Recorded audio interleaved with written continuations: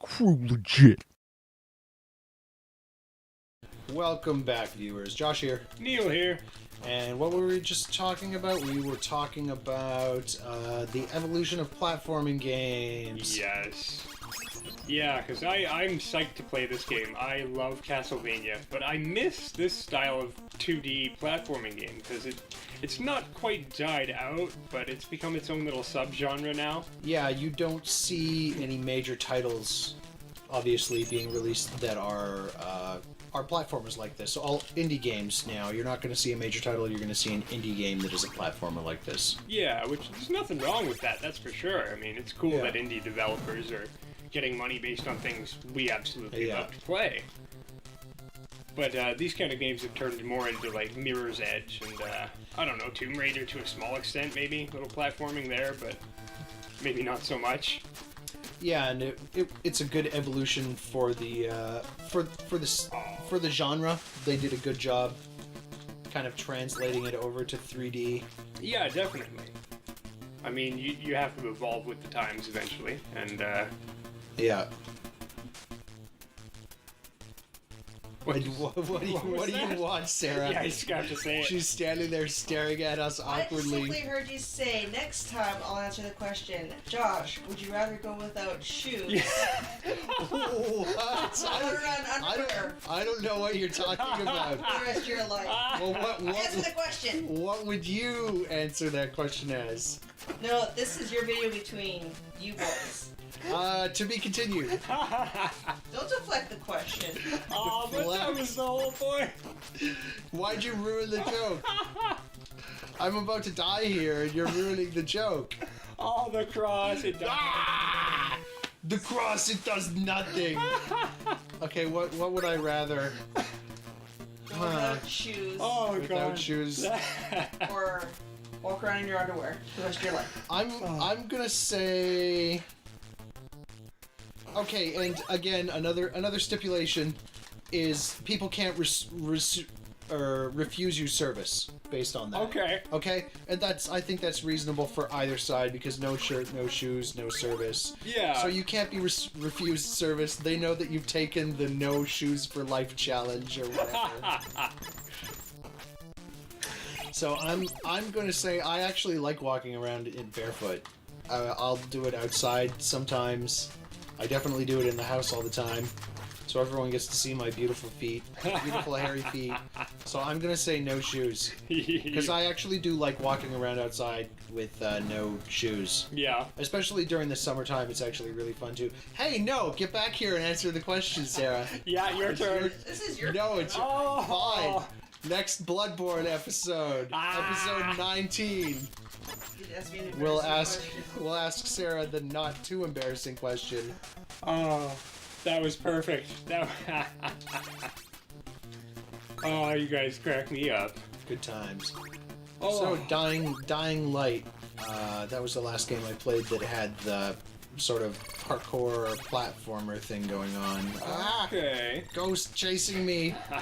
Get away, get away, get away, get away. He doesn't want to let go. He's just He doesn't want to let Ghost. Aw, give up your ghost. Yeah, he gave up the ghost. Yeah.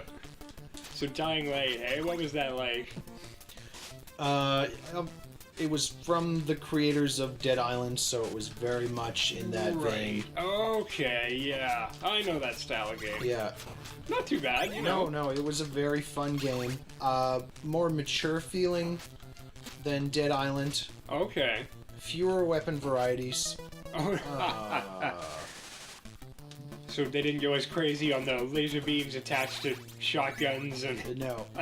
There was a lot of that, but there wasn't a lot of variety, like, of weapon types. So... Okay. The best weapon in the game was a single-handed katana. Ooh. And, you know, it did as much damage as, like, the two-handed axe that was the most powerful weapon in the game. More damage than the two-handed, like, broadsword Scottish claymore that you would get in the game, which was kind of sad to me. Yeah. More gun-focused. Okay. Done right. So, guns got instant kills on headshots. but they made noise that would summon enemies, or, like more difficult infected to you, which was really neat. That sounds cool. Yeah, it was a really kind of cool idea. Guns were still overshadowed by melee weapons. Yeah, that tends to happen in those games. Yeah. Nothing wrong with that, you know, No, getting up no. close and bloody with a zombie is kind of part of the fun of it. Yeah. A much more mature gaming experience for sure. Good stuff. Yeah. Yeah, It was really fun. I enjoyed Dead Island. It wasn't, you know, it's probably way better multiplayer. I didn't get the chance to go online with it, really. The online crowd is dead on the original one now. So, Oh, really? yeah, it's been a long time, and there's been a couple of new games since then, so it's kind of passed on. But it was a fun game. Any multiplayer I did was we did LAN. We Oh, had yeah. LAN parties. Oh, that'd be cool. Yeah, those were fun. Maybe we'll do that at some point in the future. I always love a good LAN party, pretty much any game. Yeah. I remember playing Diablo 2 LAN parties. Oh, toast. Yeah, Diablo 2, that's a fantastic game. That was my jam back in the day. What did you play as? Oh, what did I play as? Usually I played as Zealadin. You know, couldn't help myself. Yeah. Spamming that attack button. But I played a little bit of everything. I had an Amazon, that was fun. What else? I had a Barbarian at one point. That was pretty cool too. Immortal King set and everything. Yeah. No Necromancer, though. That one, you know, I didn't care for the Necromancer. I don't know, I did not like summoning and poison magic, and What? it wasn't my thing. You just get like an entire horde of skeletons and you just don't do anything. And then people complain, you're like, look at my skeletons! It. You don't do anything. That was what killed me on it. I thought it's cool as hell that you have a horde of freaking evil to command, but you just sit there and let it do its thing. Exactly. It's the lazy man's. Come on! Lazy man's Jesus Diablo. Christ. Yeah, the lazy man's Diablo. I'm really disappointed with Diablo 3 that they didn't have the Necromancer. They had the Shaman, which was kind of like a watered-down version of the Necromancer. Witch Doctor, yeah. Oh, Witch Doctor, sorry. I'm with you there. I mean, it was, you know, it was cool. It has its neat points. The magic's kind of cool, but it's, I don't know. You don't really get the horde of mobs that you had when you were the Necromancer. Yeah. It kind of just deflates it a little bit, so you Yeah. might as well play something else. I think my favorite character on that one, well, besides the Crusader, too stereotypical there, but honestly, it is good. I really loved the Barbarian in this one. Yeah? I thought it was really fun, just leaping into battle and all the whirlwind ability, and you got a lot of cool up close. Terrible. I suck at this. You get a lot of up close abilities, and it's fun throwing yourself into a pack of enemies and actually coming out alive. Yeah. I also really like the Demon Hunter. I'm not typically a ranged fan, but holy crap, that thing had some cool ability. Oh yeah, well when you're like dodging, like they had like that sidestep thing. Yep.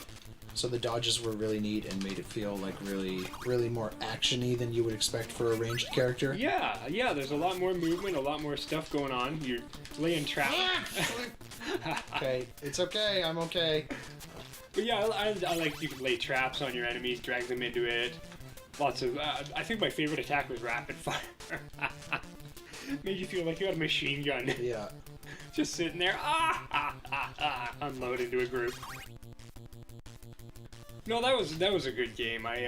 You know, it wasn't as good as the old ones, but you know, it never is, right? You've got that kind of nostalgia factor already built in when you played the old games. Yeah, and part of that is, do you really want them to make?